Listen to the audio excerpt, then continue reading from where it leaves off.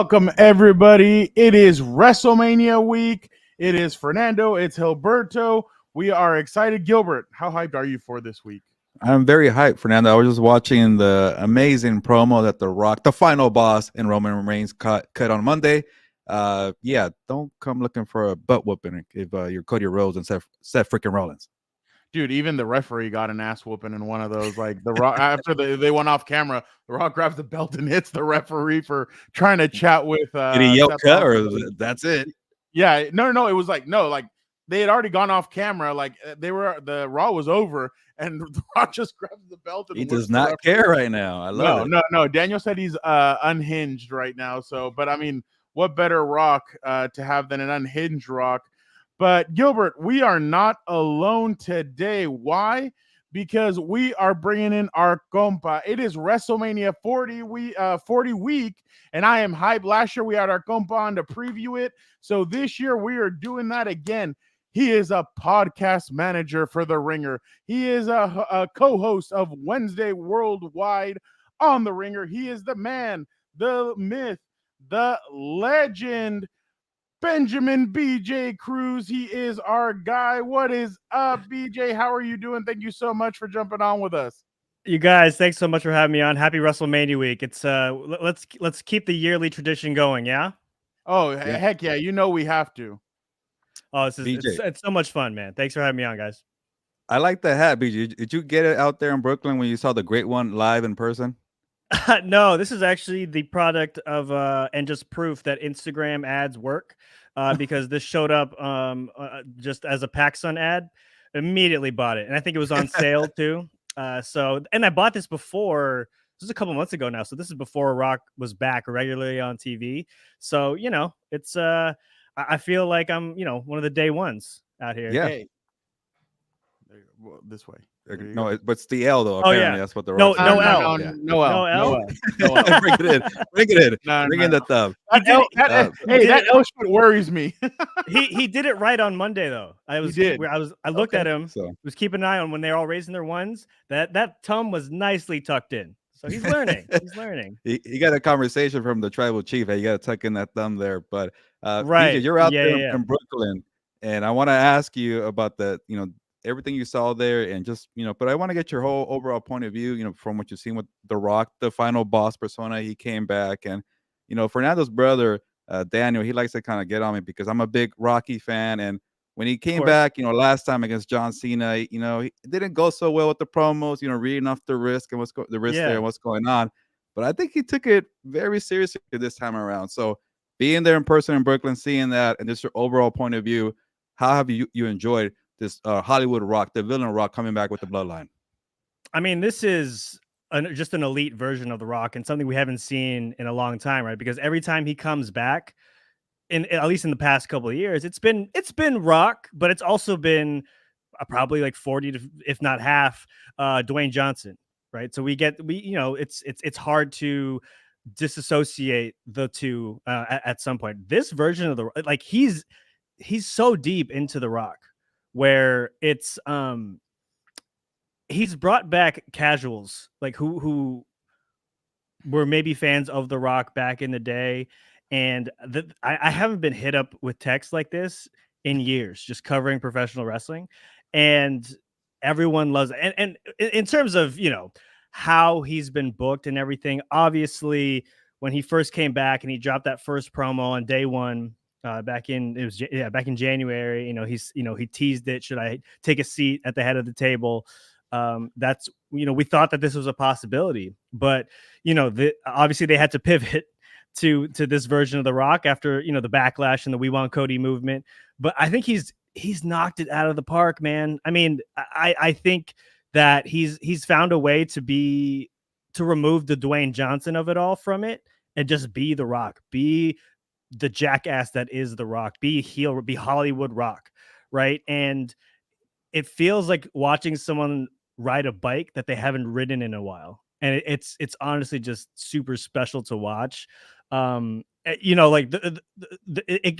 doesn't have it hasn't been perfect yet. Like I think the whole Memphis song promo that he cut, and even talking about how Memphis was home, that removed me a little bit, honestly. But I'm just being nitpicky at this point because I think his return has been so overtly successful that I was like, has everything been successful? And then you look at the Memphis thing and you have some questions, but overall, I think that they've, considering where we were after Cody handed him that spot a couple weeks ago and the vitriol and the backlash that they received, they've bounced back. And obviously, look, I think Rock has a big say in how he's being perceived, but they've chosen the right lane for him right now. Real quick, Gilbert, BJ, Yeah. he wasn't even like this when he came back to face Cena those Right. 2 times. Like he wasn't like it felt like he was 1 foot in, but 1 foot out and still in Hollywood. Yeah.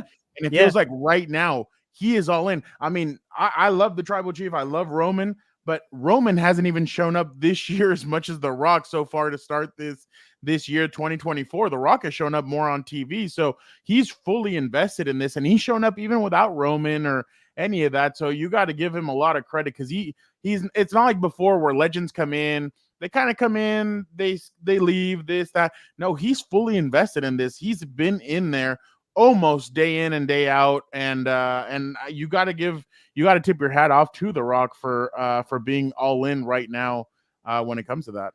Absolutely. I was talking about this on Wednesday Worldwide on our show today, and it was I feel like he's almost forced Roman to show up more to work, right? Because he shows up, on all these Raws. He's literally back to back Raws now, SmackDowns. He's showing up without Roman. To your point, he's pushed Roman to work back to back nights, right, on Saturday and Sunday. Like Roman should be is he filing for overtime at this point? You know what I mean? Like that's how, and that's part of his deal. I get it, but that's how little Roman's been on TV for buildups and whatnot. But I feel like, Rock has pushed the envelope in such a positive way where, again, Roman's a tribal chief, but if we're looking at this from a performance standpoint, like he's had to follow suit in terms of, I got to show up, right? Because some of the narrative in some corners of the wrestling internet is that, it is Rock outshining Roman. Right. And they've kind of covered that up a little bit in the past couple of weeks, saying that Roman's been, actually been pulling the strings with Rock and his actions. But again, Rock's been there a lot lately. And, Roman has had to, by proxy, the same, because again, you can't have that narrative going into this match. It still needs to be, the focus is that Sunday, Roman defending his championship.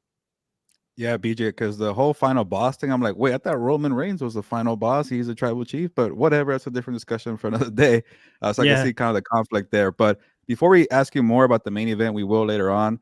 And Fran's going to give you kind of a quick rapid fire. So for some predictions, put you in the hot seat. But before we get there, I just want to get, because Fran tells me that, especially in New York, like wrestling fans, they're hardcore. So how was it being there in Brooklyn, where you're near Seth Rollins when he came out? And how's that, just the whole atmosphere been around the East Coast right now? I don't know if you're in Philly right now or New York, but how's that been being there right now?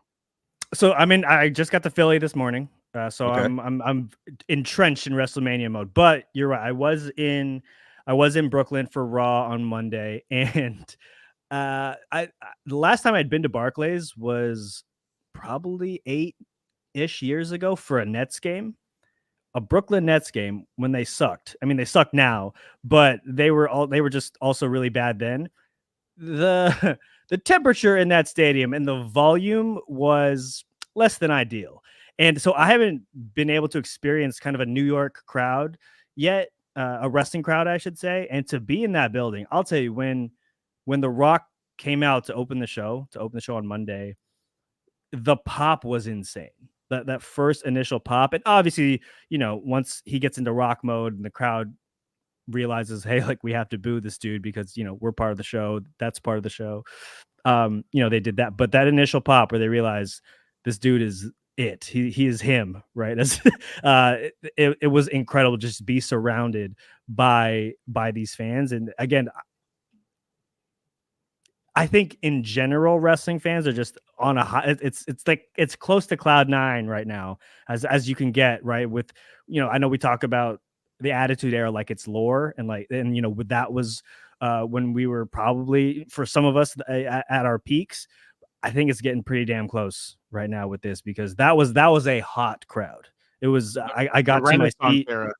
Yeah. Oh my God. I got to my seat like 15, 20 minutes before showtime. And it was after everyone was going nuts. You could feel the buzz. It was just That entrance is incredible though. Oh, so they probably don't show this on TV, but like I saw the smoke emerging from Gorilla before the music even hit, and that's the crowd already started buzzing from there. Like they hadn't even hit the if you smell what the Rock is cooking, right? It was nuts.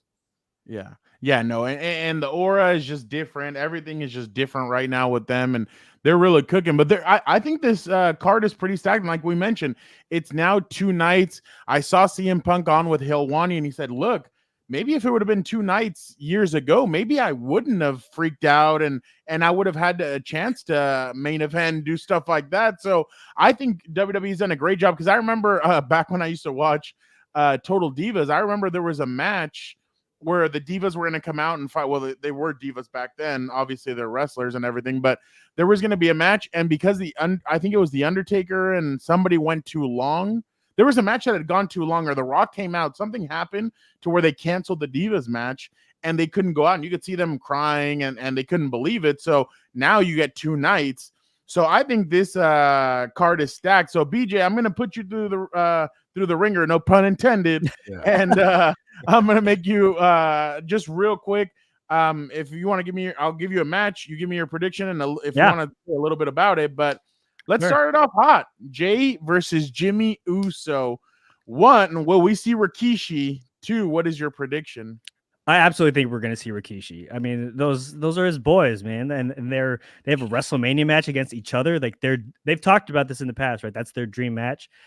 I'm going with Jay. I think main event Jey Uso, man. This is no disrespect to Jimmy. Yeah, I know I recently dubbed this the arm thing, which just really shows how actually lame I am, and probably I gotta check that out on day 1. So I was at day 1 here in San Diego.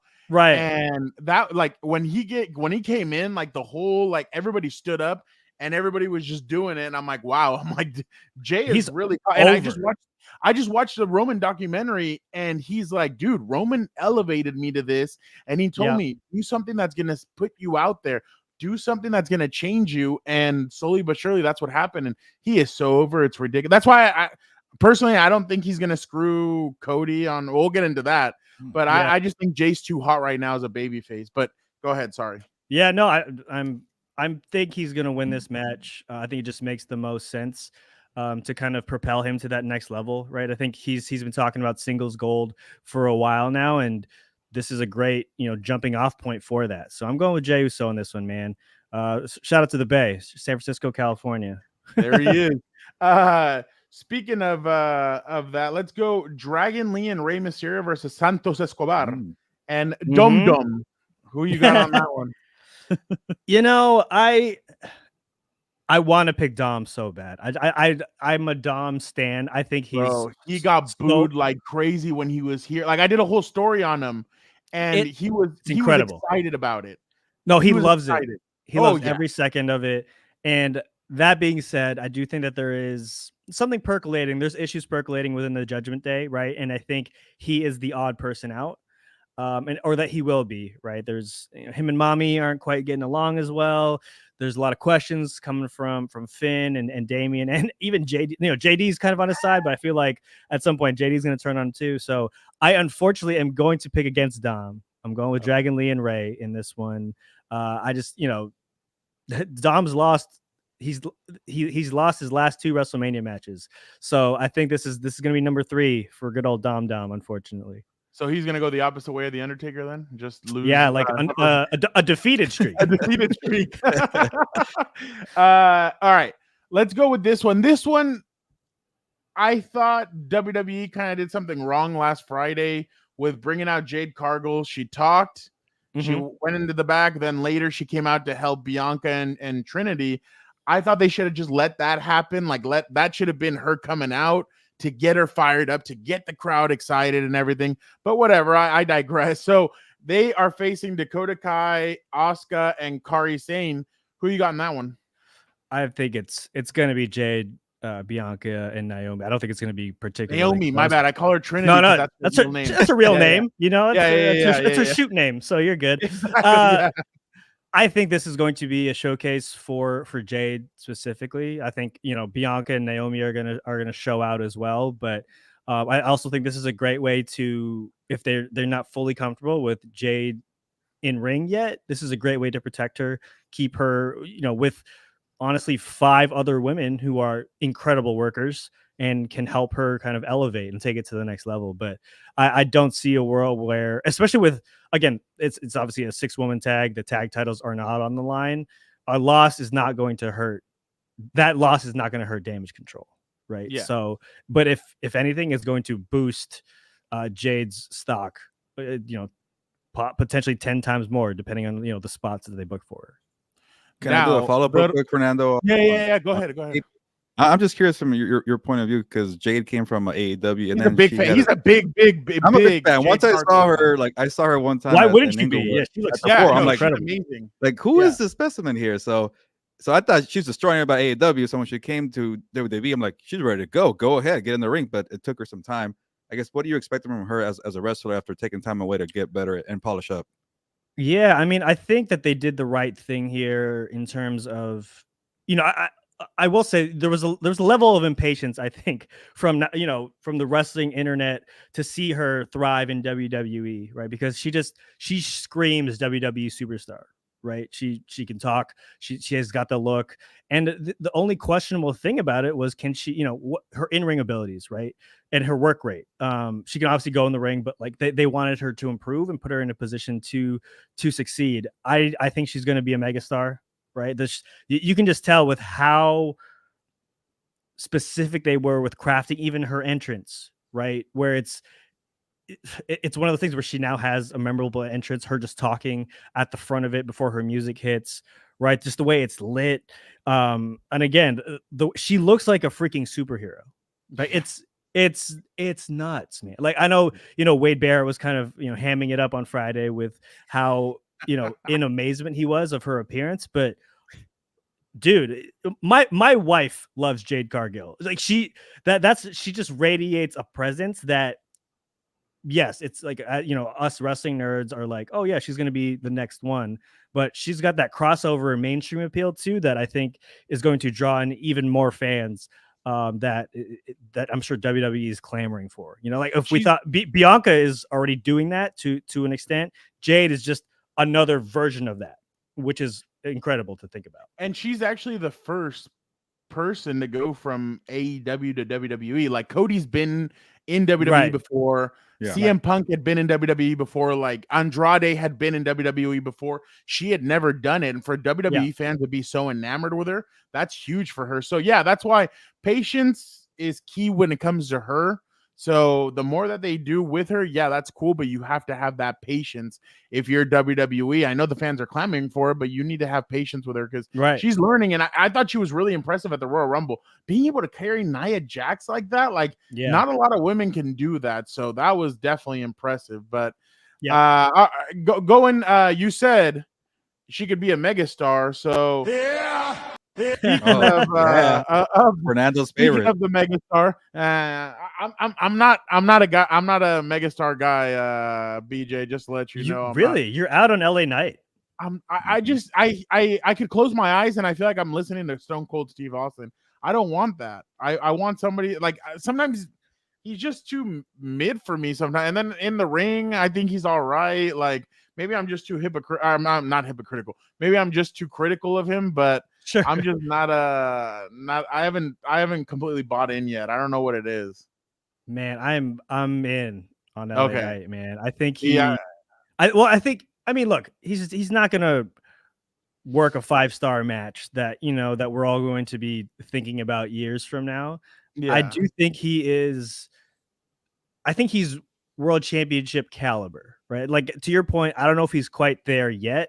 Yeah, no, he's not, because they've tried to like build him there, and he's gotten a couple shots at the title now, and it hasn't really come to fruition yet. But he just has a connection with the fans that is it's really hard to quantify, right? We're just like, he's got the chants, right? He's got the catchphrases, Yeah. the look is crazy too with him. Like he's The you know, Timberland. right. It's so specific. He's got the LA Yeah. Knight sunglasses. But, okay, and the let vest. me put it to you like this, and I might catch flack for this, but I don't care. I thought Logan Paul against Roman Reigns was a lot more entertaining than Roman Reigns and LA Knight, if I'm being completely honest. I think I would agree, but I agree with that because of how good Logan is. I think Holy Logan crap. is That guy's gonna be. He's gonna piss people off. He's gonna be a WWE champion at one point. 1,000%. Like And he's that good. it's really just with him. I think the most annoying part is as diehard fans, He's a douche. you have this extra layer of defense when an outsider comes in, right? Where you're just you just hear, you're not here for a long time, you're here for a good time type thing. And he's just so goddamn good. It's so frustrating, but at some point, you just have to stop hating because he's got it all. And but he cares. He actually cares. He does, like, and he enjoys it. He was with Rhea and they did their podcast, Impulsive or whatever, and he was trying to pick her brain while he was asking her questions. But you can tell he cares. Like he's like, I care about putting out a good product. I care about doing that. You're like, wow, okay, he actually does care. There's other guys that don't give a shit. But you can tell he actually does care, which that's why I can't knock Logan. I know he's a D-bag, and I know he's done other stuff outside of here, but he cares about it. I mean, you can't hate on him for that. And look, the fact that he's getting a prime sponsorship in the ring just goes to show you, one, how much WWE thinks of him, but also you have to have a certain level of magnetism and career. Like if it was, some lower tier mid card guy who had for some reason a sports drink, it'd probably be weird, right? Or if it was some, I don't know, let's just throw Ludwig Kaiser out there and he's hawking Gatorade. It's like it'd be weird, right? But with Logan, I think he's like earned our respect. Whether you like him or not is one thing, but I think he's earned the respect of not only WWE but fans to an extent. Where when that thing pops up in the middle of the ring at all these PLEs, it's gonna be weird at first, but I feel like we're gonna be fine with it in the long run. All right, so I'll just say this because I'm kind of a hater of the Paul brothers, but for you guys to praise Logan Paul that much and for him to be considered a future champion, then I guess he's putting in the work. I'm a big boxing guy, so I watch the other brother, and I don't know how he is. Jake Paul as Jake's a boxer, kind of a clown compared to Logan, I think. Like he puts in the work too, but he doesn't try to go fight the champions in that sport. And this one here, Logan, he's doing the best. I feel like Jake's in a crossover at some point too. Like I think so too. I think he'd be phenomenal too. Like I think the only thing is, I don't know. I think Jake is a little bit more unhinged, so I think they'd have to put him on the Netflix show and not on regular Raw television. But I actually thought last year when we were there in LA, I actually thought he was the one in that outfit, and he was going to be the one that KSI. It was KSI. Yeah. I actually thought it was going to be him, and then remember when they were in Saudi. Jake was there, so I thought, oh, Jake is gonna do something and try and help him beat Roman. He didn't, and I'm like, okay, they're teasing this right now. Like little by little, they're putting breadcrumbs to tease. But this. he had music, right, when he came out. Do you remember that? He did. And that was where you obviously assumed that he was gonna come there sometime, but the fact that they've prepped music, I think there's gonna be something there down the line. Yeah, they're working on something. But all right, LA Knight and AJ Styles. This is the one match that I'm kind of like about. Like I don't think they've done enough to really like promote it as hard. But what do you think? I mean, this? The home invasion was wild. Actually, no, that was cool. That was cool. Yeah, you're right. You're right. I got LA Knight for this. I think again it'll do more for him to win the match than for AJ, right? If AJ is almost Teflon to the point where if he loses a match, he'll be fine. You could throw him in a match for the US title next week and it'd be fine. You know what I mean? So LA Knight needs this type of win, especially the way he got screwed out of the Elimination Chamber, right? Like AJ Styles just flew across the world to hit this dude with a chair. So I think this is LA. And again, LA Knight was not on the card last year. Nope. Right? So, which is, again, given his year, is wild to think about. I think this is going to be his time to shine. I definitely think he needs this a lot more than Obviously, Yeah. AJ does, but moving on to the next one. Logan versus Randy Orton versus Kevin Owens. I think that one might steal the show. To be honest, That's a good call. I think Logan's gonna retain. That's usually how this works in these, where it seems like the odds are stacked against the heel, and I think they're gonna find some way to pull it out. And Randy and Kevin aren't gonna work together the whole match. Like, I'm sure there's gonna be times where there's some double teams going on, but at some point, they're gonna be gunning for the same thing, and they will turn on each other. And I think Logan's gonna sneak in there. Like, there's a fourth member of this match, and it's those brass knucks, right? Those brass knuckles have been such a key integral tool throughout Logan's the storyline throughout the last couple of months, right? Dating back to the show in Saudi in November. Like, that's how he won the US title. That's how he's retained, or he kept the US title, giving it to he made Kevin Owens basically hit him with it in the ref side.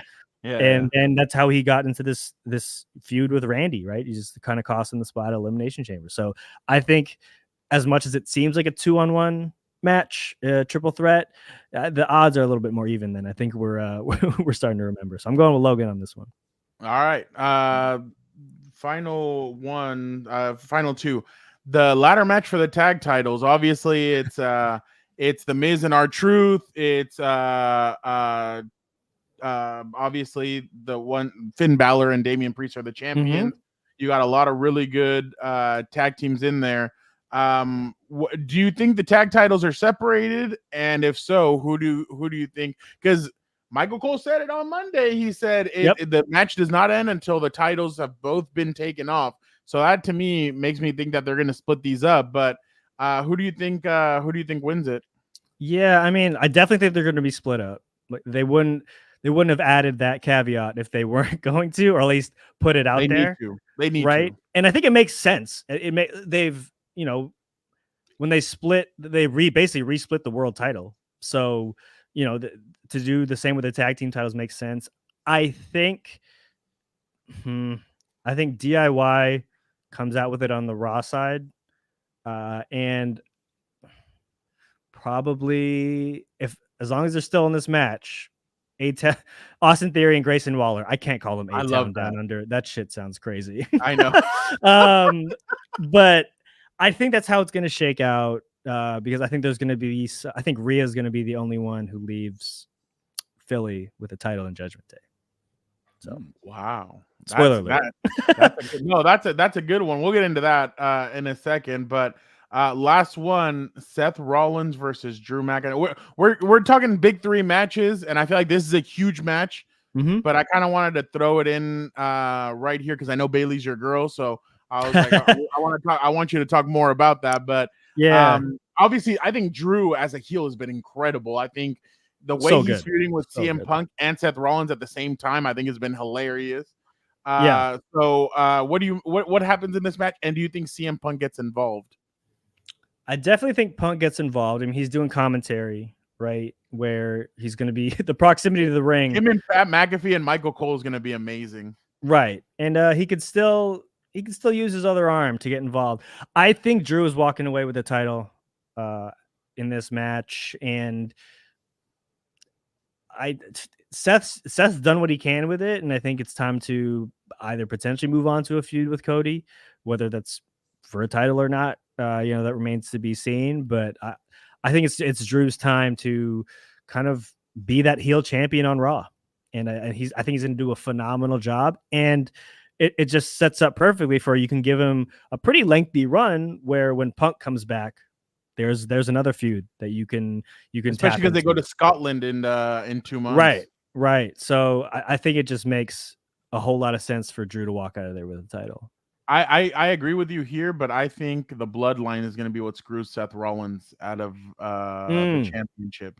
That's what because remember, The Rock said, I can take it off of you like that. So I think somehow this is all going to involve that. But all right, Gilbert, I'm done talking. Let's talk about the big three.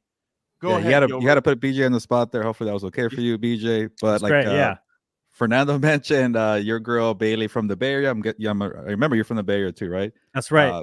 San Jose. There you go. Also, San Jose. Bailey also from San Jose. Yeah.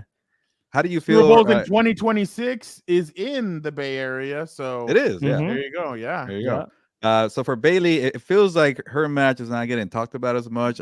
How do you feel about that? Are you excited for the match?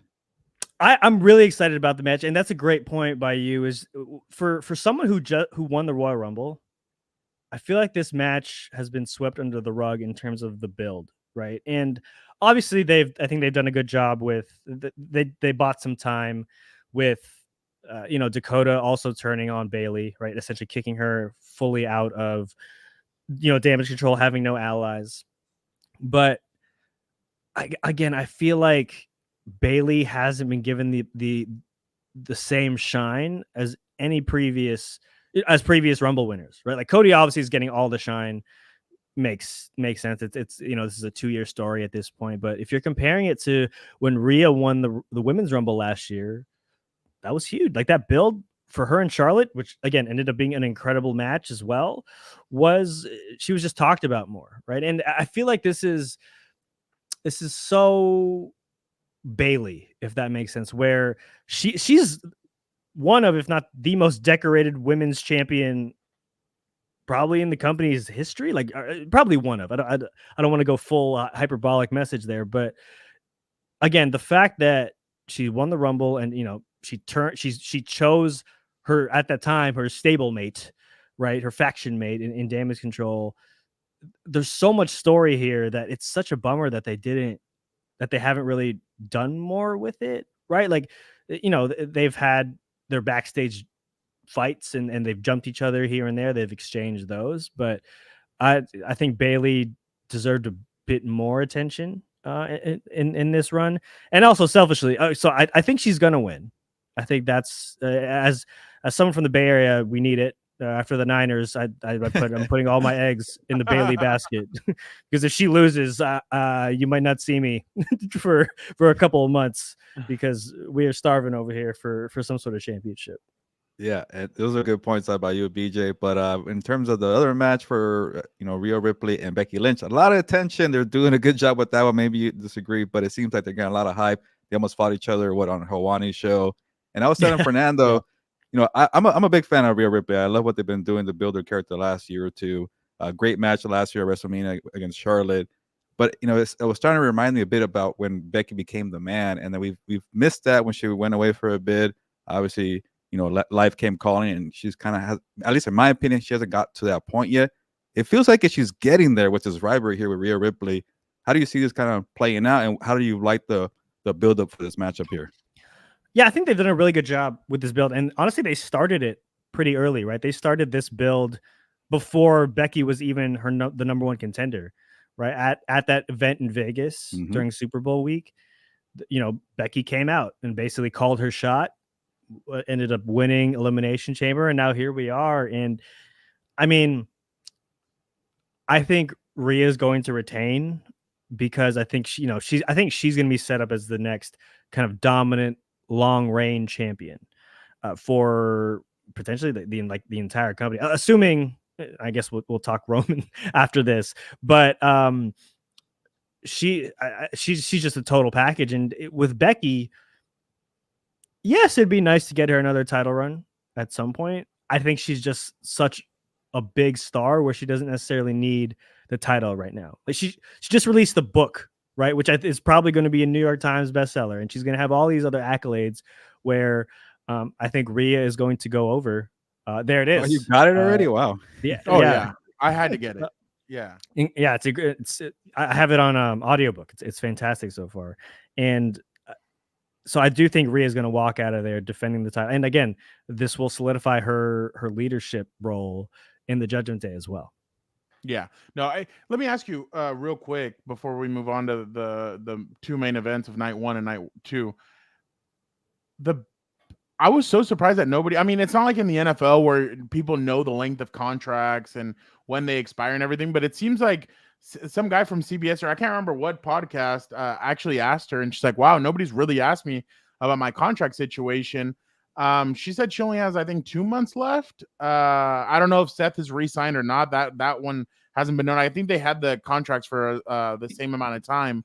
But my question is, like, are we kind of at the point where she might go and be a mom and just be a part-timer? Or because I know Rue is getting up there. I mean, she's probably what, 2.5, 3 almost. Yeah. So I'm wondering is it just going to be homeschooling and her just flying around with them? Like, I wonder why the deal hasn't gotten done. One, and two, if maybe that's what they're planning. Like one big wrestle, and then later just her being back and forth, like wrestling here and there, not as often as she currently is. I mean, yeah, wrestling contract negotiation stories are always interesting, right? Because like Cody just said, he is already re-signed and he everything, re-signed. We don't know how long. Right. But to that point, right, like Drew McIntyre's contract hasn't been resolved yet, right? Seth Rollins as well. Yeah. So like they're all kind of in the same boat in terms of, what are they going to do? I do think ultimately Becky and Seth are going to re-sign. And what that looks like, you're right. I mean, she could take some time off. Like I could see that for sure after, but I think there's a lot of momentum behind her now. Yeah. I think, right? Like being put back in the main title picture. This book, I think she's just as good as ever, right? If not the best she's ever been. So, I can't speak to, her desires on what she wants to do as a mom. I'm sure that she's doing an incredible job, and Seth being an incredible dad, bringing Rue around and figuring all that out, how to be a family. But whenever you hear her on these interviews or like watching her cut promos, there's still that fire there. It's just, you can sense that she's someone that still cares about what she's doing, still loves to wrestle, and will be a staple for a while, right? For a long time to come. I do think a break is probably coming, and rightfully so. I think she's earned that, but I think her and Seth are going to be around for the foreseeable future. Yeah, no, I completely agree. I just thought it was interesting that she had barely been asked about it. But I mean, how many interviews does she really do leading up now? Obviously with her book and everything, but yeah. But yeah, it's just interesting to see the whole dynamic of it. But all right, Gilbert asked you about The Rock, and I have some concerns about The Rock, especially on night one. The last time he fought was against Cena, and there he was winded at times. It kind of felt like Cena had to carry him. Yeah, and now it's been 10 years later. I was telling my brother the other day, I thought The Rock had lost weight. From January when we saw him in person till now.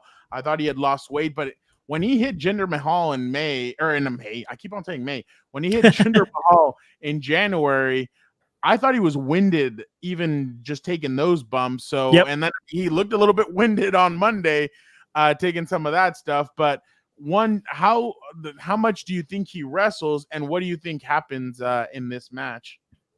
Well, I think it's smart of them to put him in a tag match, right? Because Roman can take probably the majority of the time in this match, honestly. And Roman tends to work a slower pace anyway.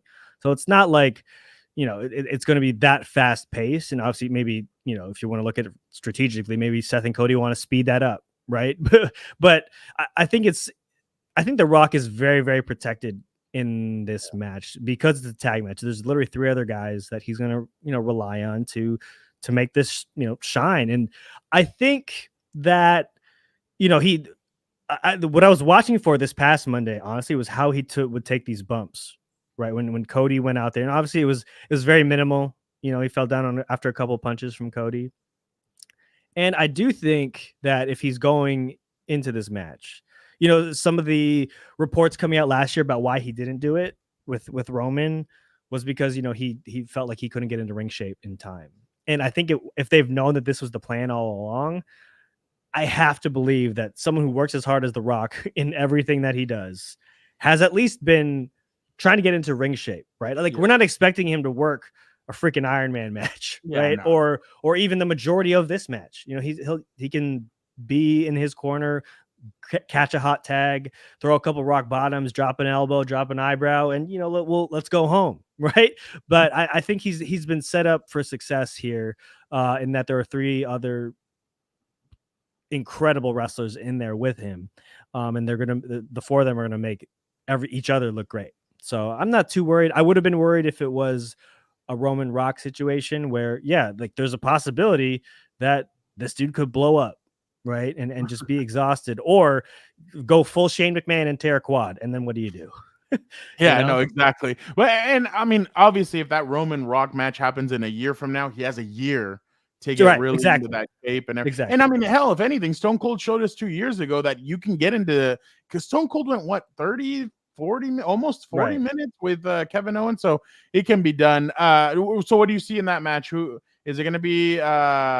Is it going to be Bloodline rules, or is there going to be nobody in there? Who wins this match? So until Monday, I was pretty convinced it was going to be a Roman Rock victory. But then I thought it was really interesting and strange that they used the Bloodline rules stipulation on Monday, right? Yep. Where, like, why would you burn it so close to when you're potentially going to run it again in a couple of days? And I was at the show with Brian H. Waters, who's one of my co-hosts on Worldwide, and he said, well, I think now that Cody and Seth are going to win, right? Because, and then, we'll talk about that match later, but I think that it's a possibility. Now, I'm a degenerate and started looking up the betting odds for this. And Roman and Rock are a minus 700 to win. And they opened at minus 500. Wow. So if the Vegas, or I don't know who's making up these wrestling lines, because they are thorough. It's increased. It's the Roman and Rock are even more favorites than they were a couple days ago. Wow. See, okay, and we'll give our. I actually do think Cody and Seth are gonna win this. Yeah. I know the odds are there, but I just feel like, well, obviously it has to do with the next match, but with night 2. But I think that they're gonna win. And I think it's gonna be no bloodline rules or whatever for a while. But I think stuff is gonna shift later. But Gilbert, who do you got in that one? Yeah, listening to BJ's point of view, I think I'm going out with Cody and Seth, and I know we have one more question, but I just kind of want to, give what we saw last year at SoFi Stadium, Fernando. And I remember, a lot of people were really into that final match, Cody and Roman, and I'm like, all right, I got to a point where I wanted Cody to win, finish the story, like go ahead, like this is a great match, go ahead. And then it was a 1, 2, 3 to Roman Reigns. People are booing, and Fernando's right there saying, yep, that's the way it should be. Keep it going. So I got to admit, this year from that point has been a great build-up with The Rock and all that. So like you mentioned, BJ, was The Rock ready last year? He wasn't. So do it the right way, and this build has been right. So will Cody now finish the story? Are we going to go a trilogy in 2025? What's going to happen in this main event right here? Man, I mean, look, let me just preface this with, I'm a huge Roman Reigns fan. I throw my ones up to the tribal chief all the time. Stop.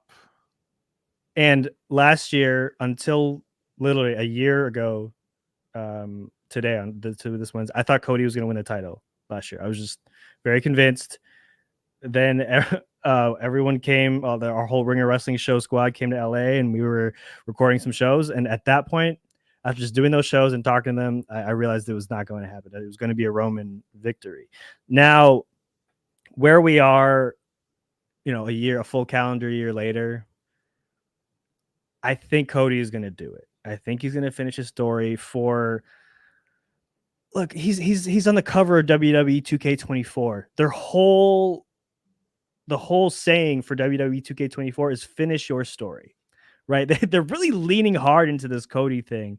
And I think it's also part of it also is the way that The Rock has been framing himself as the final boss, right? Like it's a video game.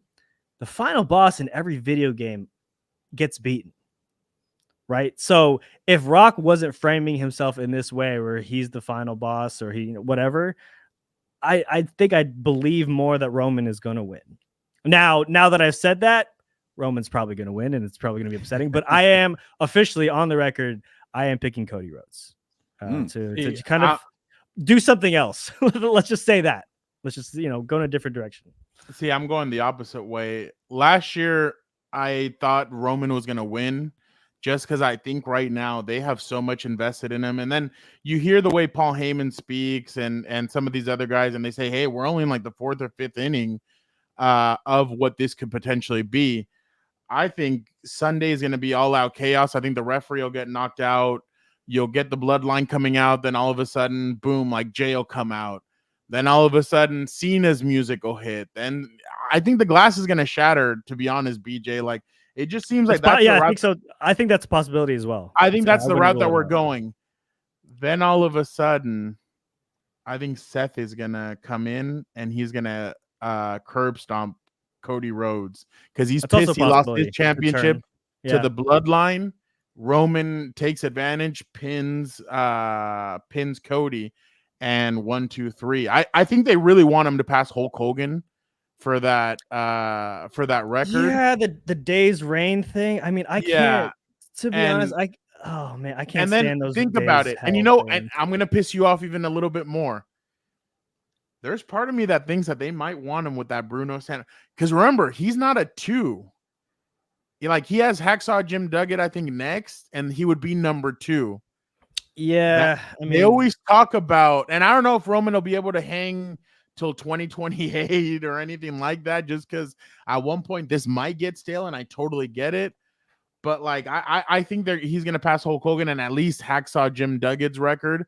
And then he might stay there at number 2. I don't know if he'll pass Bruno just because it's way too, 2028 is still what, 4 years away? 4 years away, yeah. I mean, hell, I'm all for it. If they want to do it, shit, I'll sit here and I'll watch and I'll keep on digging into it. I love it.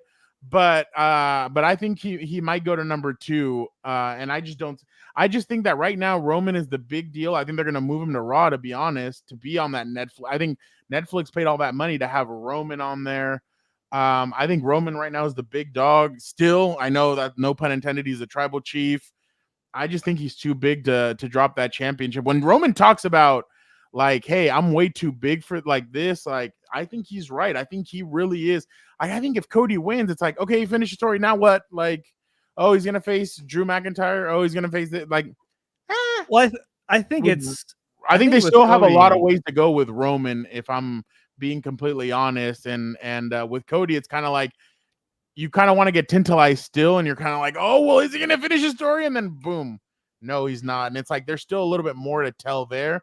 But I agree with you on the side of just let him finish the damn story. He's been there. It's already been 1 year of disappointment. What about now? But I just think that they have way too much invested in Roman, and I think they're gonna want Roman to keep this championship and to keep it going. I think he's the biggest star. And I mean, I saw it in the documentary. My bad. I'm almost done. Stone Cold, Hulk Hogan, John Cena, the way he's like, I never did what Roman's doing now. I thought that was pretty, and Cena's a really humble guy. I'm surprised he would say that, because most people would be assholes. You see Joe Montana and all these other guys being like, yeah, right. I'm the best. They're hesitant to relinquish it. Yeah, exactly. And Cena's like, no, hell no. Pass it on to that guy. He's like, and I heard even Cena say, I even told them before that, let him be him. I'm not the product of hey, we need the next John Cena. No, you need the next big thing.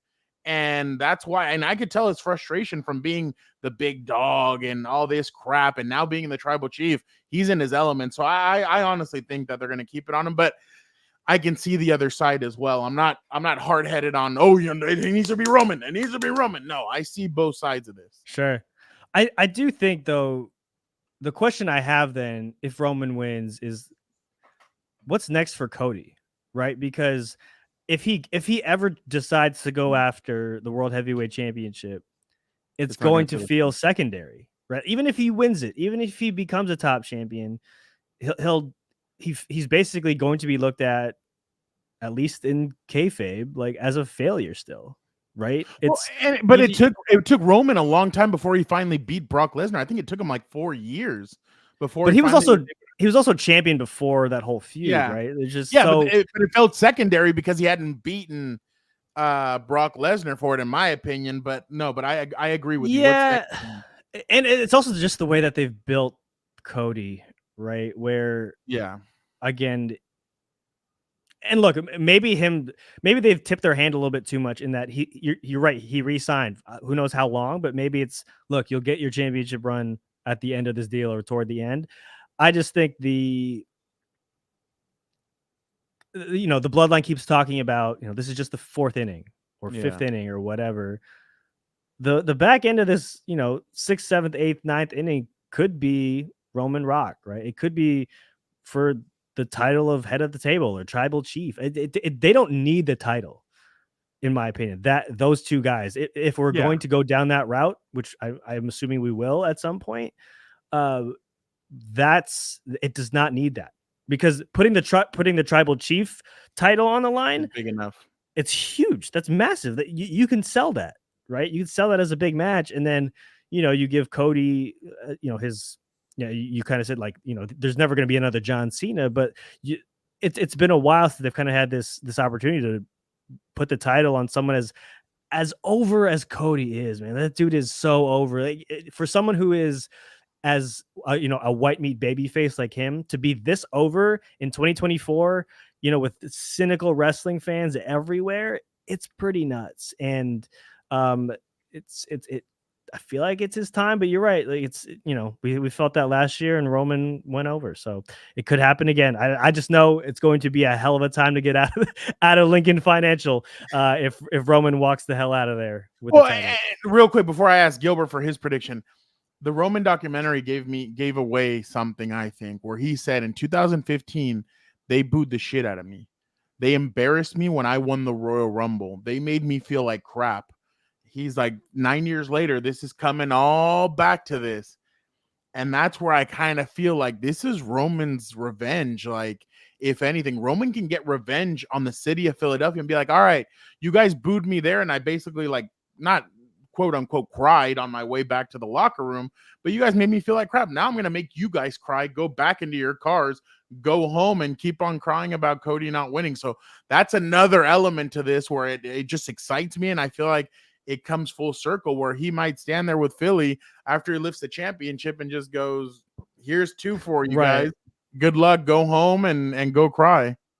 Yeah, I mean, the documentary was good. I felt it was very kayfabe, right? Like, there's obviously aspects where, listening to the message from his brother and everything else, we're like, oh, that's Joe. I completely forgot that he had passed away. Yeah, really, really, heartbreaking stuff. And I do think that there were still aspects of, to your point, that the Philly incident where Roman never fully gets out of character. Like tonight, him and Rock are going to be on the Tonight Show with Jimmy Fallon, and I'm sure that they're going to be. Roman's definitely going to be in character, and I think Rock is going to toe that line because he's friends with Fallon.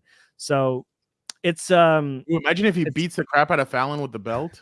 I do you think so? Let me ask you guys this: I would do it. They're going to run almost the same playbook as the Helwani one, where Becky came to confront her on the show. I feel like Cody and Seth are going to show up. I think so too, and I think it's going to be a shoving match. I think there's going to be a little bit of they've changed their outlook of everything ever since VKM, and some of those guys are already like they've left. Like Kevin Dunn. Like, look at all the camera angles that they're doing now all over the ring. Look, like they're following them through the gorilla. Like, when did you ever see that? So, yeah, I could totally see them doing something. But I'm not going to lie. I think these guys would be more convincible than Becky and Rhea just didn't look convincing to me at all when they were in the Helwani studio. So, I think here they're going to be a little bit more convincing. And I wouldn't even doubt that punches start flying and they make it a little bit more believable. I think Fallon's desk needs a break, though. Like, that's for sure. Like, if they're gonna do it, you have to break Fallon's desk. Something, 100%. Yeah. But Gilbert, what's your thought process through? Yeah, this? And I'm glad I went third and I heard both sides here, and I started thinking like, I'm going more with BJ because we did see it last year where like people were expecting Cody to win the match, and what did that Daniel say?